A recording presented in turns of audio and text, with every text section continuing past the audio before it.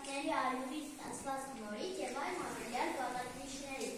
Հացի մասին շատ լեգենդներ կան հյուսված։ Ըստ լեգենդի հացը պատահաբար է ստեղծվել մի հին եգիպտացու կողմից։ Մարդիկ սկսել են հաց պատրաստել դեռևս 30,000 տարիներ առաջ։ Ուսումնասիրությունները վկայում են այն մասին, որ Հայաստանը հացի հնագույն հայրենիքներից է։ Հայկական լեռնաշխարհում սկսել են հաց պատրաստել Քրիստոսի ծնունդից առաջ, 3-րդ հազարամյակում։ Շատ ու շատ տարիներ առաջ Հայաստանում հացը թխում էին վահանաձև սաճերի վրա, բայց մի անգամ Ասորեստանի սև արքա գրավեց հայոց աշխարհը և հրամայեց հայերին հավաքեք վահանաձև սաճերը և այլևս դրանով հաց չթխեք։ Զինվորները վերցնում են սաճը և տանում։ Այսպիսով նա հույս ուներ սովի մատնել և հրաժարվել հայերին, բայց հայերից օգնության է գալիս Կարի Աստված ու իր հացանուշը։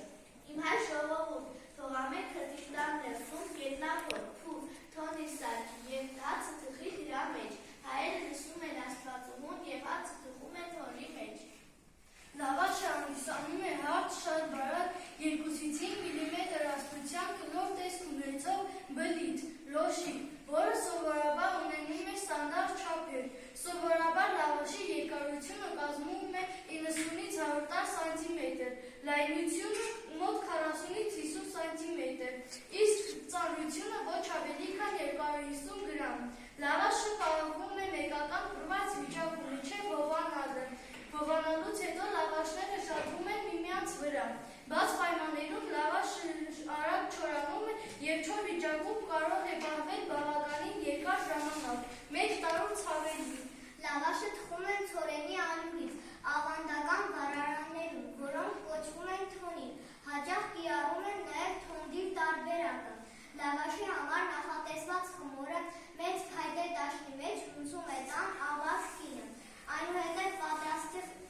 խմորի մեջ ավելացվում է թթխմոր, որը սովորաբար վերցնում են նախորդ թխման խմորից մի գույն։ Այնուհետև պատրաստի խմորը գրտնարկում են ավանդական կլոր կամ քառակուսի փոքր սեղանի վրա։ Այդ գործողությունները իրականացվում են նստած վիճակում, որպես կանոն այդ գործողությունն անում է տան հարսը։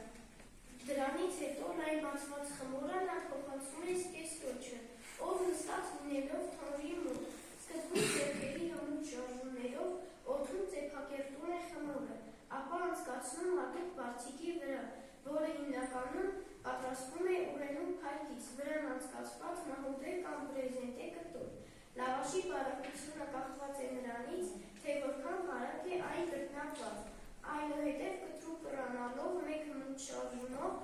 տախտակի վրա գտնվող խմորը ծեփվում է թորի տակ պատից։ 30-ից 40 վայրկյան անց թխված հացը հանում են հատուկ ժողով, որն ունի սուր ծայր։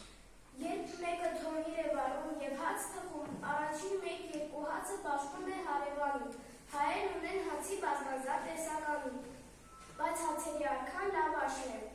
Ալյուր մաղում, խմոր հունցում, աթարով վառում են թորիրը և լավաշ թխում։ Հաց թխելը հասակ առած կնոջ գործ է։ Ամենասրբազան տունը թոնրատունն է։ Շատ տարիներ առաջ պսակադրությունը կատարում էին այնտեղ։ Աղջիկը հայրական տնից մի բուռ մոխիր է վերցրել ու լցրել գրպանը։ Երբ մտել են փեսայի տուն, նախ և առաջ հարս ու փեսա 3 անգամ պտտվել են թոնրի շուրջը, ապա չոքել ու համբուրել այն։ Հենց այդ ժամանակ էլ հարսը, որ տնից բերած մոխիրը թափել է թոնրի մեջ, հարս ու փեսին լավաշով են դիմավորում։